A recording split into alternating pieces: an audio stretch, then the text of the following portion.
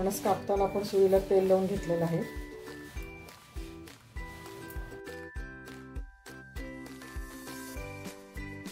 फणसाचा जो चिकवाला भाग आहे तो पण काढून घेतलेला आहे आणि मागचा हा जो भाग असतो तो पण काढून घ्यायचा।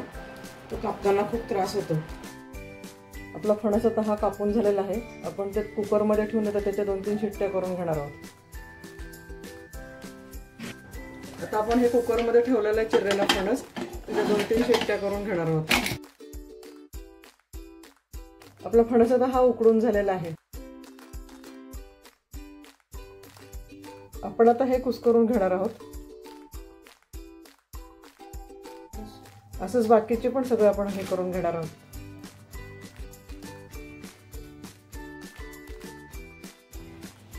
आता हा फणस आपला सगळा उकडून घेतलेला होता तो कुस्करून झालेला आहे।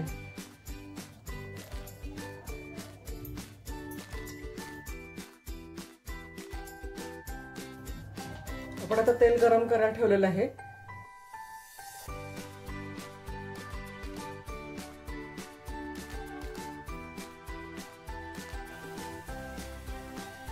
जिरे छानपैकी तडतडले की त्यात 2-3 हिरव्या मिरच्या घालणार आहे।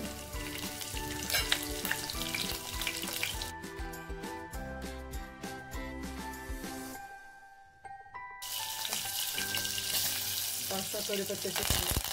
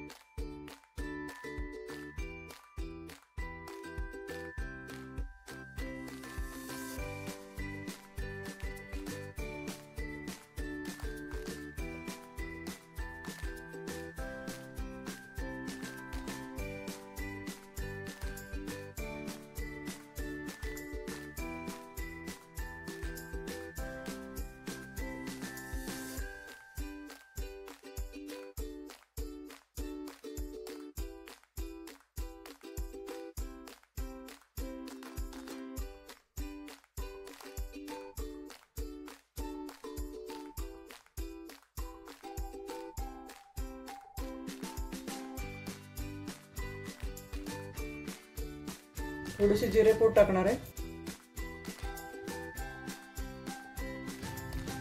आणि चवीनुसार मीठ घालणार आहे।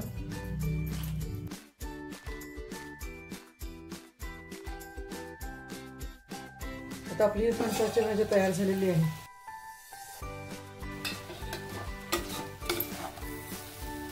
भाजीवर आपण बारीक कोथिंबीर भुरभुरणार आहोत।